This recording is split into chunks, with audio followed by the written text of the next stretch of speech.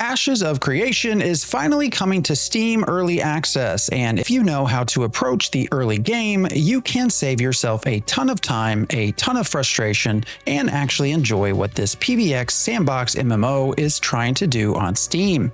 I'm going to walk you through a progression-based set of tips and tricks for Ashes of Creation from your first login and starting zone choice all the way up through your first node citizenship, markets, taxes, death penalties, PvP, and more. When you first load into Ashes of Creation, you'll spawn into one of the starting portals. As a brand new player, I strongly recommend choosing the Riverlands starting area if you can. Riverlands is right now the most fleshed out starting experience in the game. The quest flow makes more sense, the world feels more alive, and Intrepid has done the most iteration and polish there. So in terms of Ashes of Creation beginner experience, Riverlands simply wins. There is a second starting area, and it's okay if you want variety or if you're trying to dodge login queues.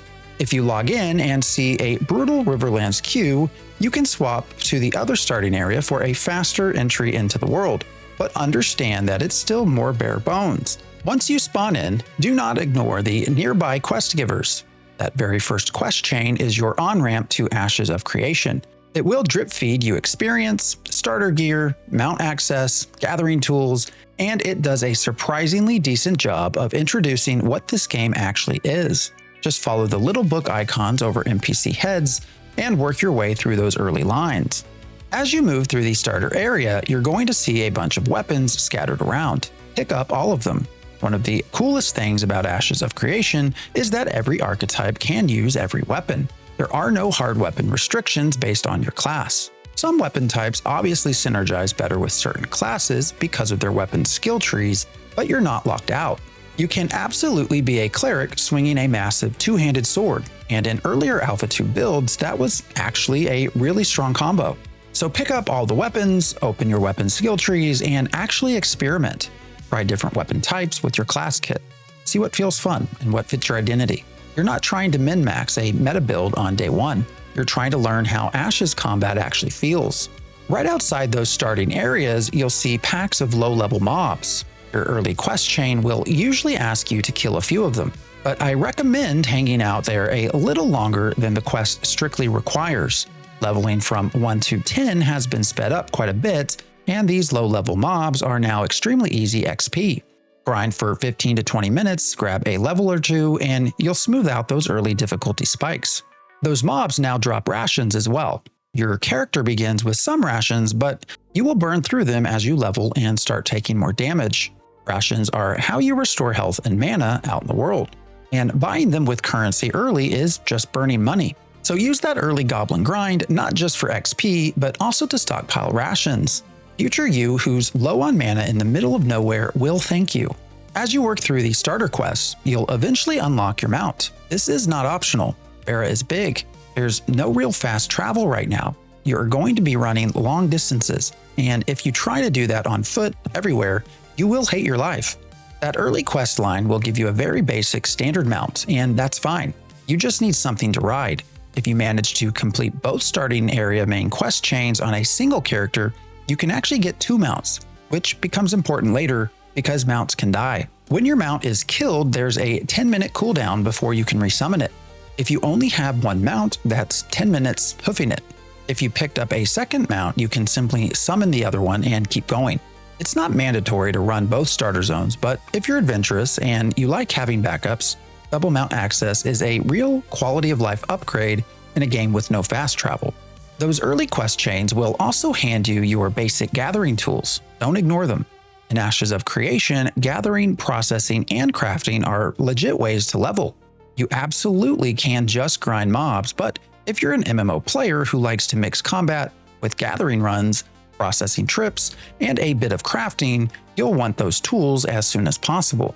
Cut trees, mine ore, gather plants as you go. The XP and materials add up. Speaking of materials, let's talk about bags and storage, because if there's one thing that will sneak up on a new player, it's inventory management. Ashes uses a Tetris-style bag system with limited stack sizes. You start with 1 bag slot, but you can equip up to 3 bags. Early on, one of your first gold goals should be to buy 2 additional bags from the starting towns like Lionhold. Bags aren't generic, they have specializations. For example, a lumber bag will let you carry more stacks of wood. If a normal stack of oak caps at 20, a basic lumber bag might let you stack into the 40s instead. Higher quality bags increase that further. Same idea for ore, plants, and so on. Because gathering nodes give you several different item types, ore, metal, gems, all with multiple rarities like common, uncommon, rare, epic, heroic, and legendary, your inventory fills up extremely fast. Different rarities don't stack together, so one node can easily eat 3 different slots. Getting those extra bags early makes a massive difference in how long you can stay out in the field before having to run back to town. If you're not sure which bags to prioritize, my personal suggestion for easy money and materials is lumber and ore. Trees are everywhere, they're easy to gather, and logs sell well to other players once markets open up and you can sell them to the NPCs. Ore is more competitive but also more valuable long term. A lumber-focused bag and an ore-focused bag are a strong starting combo if you want to make gold as you level. Now let's talk about commissions, because these are one of the most underrated systems for new players. You'll see commission boards in towns like Lionhold, Winstead, and Mireleth. Commissions are basically mini-quests. Kill X mobs, gather Y resources, turn in Z items. They pay out XP and Glint. Glint is a key currency used for various things, including paying taxes later and also converting it to gold. You can carry quite a few commissions at once, and they refresh regularly. Every town has its own pool, and they tend to overlap. If you pick up commissions at Lionhold, then run to Winstead and Mireleth and pick up commissions there as well, you can end up with multiple quests all tracking the same activity. Kill 1 raven and you might complete 3 different kill raven commissions at the same time, stacking experience and glint. Whenever you're heading out to grind in a particular area, grab the matching commissions first. You're going to kill mobs anyways, you might as well get paid 3 or 4 times for it. There is one very important warning here for new players on Steam. Some commissions will ask you to turn in harvested items, like turn in 20 rubies. When you click submit, the game will automatically yank those items from your inventory. It does not let you choose which rarity you're turning in. If you're carrying stacks of rare, heroic, or legendary rubies, the system doesn't care. It will happily consume those top-tier materials. I have personally turned in heroic and legendary items by accident this way. So here's the rule. Before you turn in any commission that requires harvested items, dump your high rarity resources into your node storage. Keep only the cheap, common stuff in your bags for turn-ins. Until Intrepid adds a proper select stack option, this is the only way to protect your best materials from being sacrificed to the commission gods. You'll also want to pay attention to the Destiny quest system.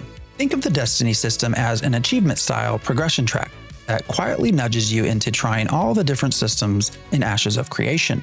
As you play, you'll see objectives like killing a certain number of mobs, gathering a set amount of rare materials, or engaging with different artisan and combat activities.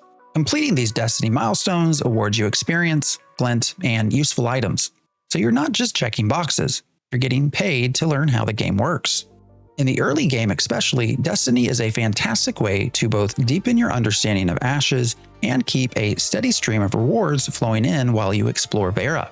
While we're on character growth, let's talk about your skills. Right now in Alpha 2 and Steam Early Access, your skill tree is fully respeccable, for free. You can unlearn and relearn skills at no cost. That will not be true long term, but for now, you should absolutely abuse this. Try everything. As a cleric main, I can spec into a heavy single target healing build, then respec into an AoE group heal build, then respec again into a more damage focused setup. You should be doing this with whatever archetype you choose. Test out different rotations, try different passives, see what feels good in dungeons versus open world grinding, or solo versus group content. You're not just finding your playstyle, you're helping Intrepid balance the game by pushing different combinations. Next, a couple of combat and control tips that will save your sanity. In your options, make sure auto attack is configured the way you want it. Constantly spamming your basic attack key gets old real fast, and having auto attack properly set up makes combat feel much smoother. You can choose whether auto attack happens after melee, ranged, or both. I personally like having them on for both, so I don't have to think about it as much. Tab targeting in Ashes of Creation can be a little janky. Sometimes it will skip the mob right in front of you and lock onto something behind it. or even something off to the side that you weren't intending to pull. I have absolutely pulled extra packs this way and turned a simple pull into a nightmare. If you're relying heavily on tabbed target, double check your target frame before committing to big skills, especially in tightly packed areas. You can experiment with the action camera as well if you prefer a more reticle-based style, but whichever mode you'll use, be aware that targeting is still a work in progress and can behave in unexpected ways. Now let's talk about death, because in Ashes, dying actually matters. When you die, you drop a portion of your material inventory and recover some of it if you make it back to your corpse in time, but not all of it. There's a timer on your corpse. If it despawns before you get there, that's it. Those materials are gone. Players can also take materials off your corpse, although it does flag them for combat. Every death costs you something. The only question is how much. Because of that, make a habit of regularly banking your valuable materials and your glint. Don't run around with everything you own in your bags. If you're going to push into a dangerous area, do a quick trip to town first and dump your rare and high rarity stuff into node storage. You will die in Ashes of Creation. It's not a question of if, it's when. Prepare for that ahead of time so you're not rage quitting because you lost half an inventory full of epic ore. Let's move into progression. Levels 1 through 10 versus 10 through 25. Right now, 1 through 10 is significantly faster than it used to be.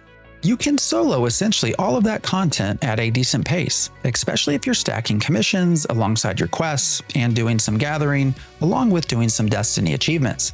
Once you push closer to level 10 and beyond, grouping becomes much more attractive. You can solo a lot in Ashes if you really want to, but this is a grindy, group-focused MMO at its core. A coordinated group will simply move faster through content, kill things safer, and open up harder pulls and dungeons. This is also where guilds come in.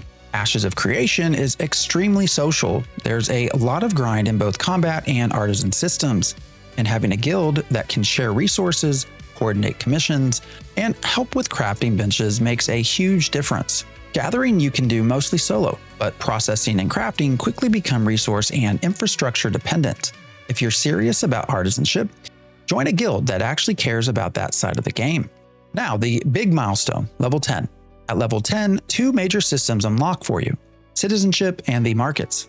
Once you hit 10, you can become a citizen of a node. When you choose a node for citizenship, you're basically tying your character and all your alts on that account to that settlement. All of your characters share the same node citizenship.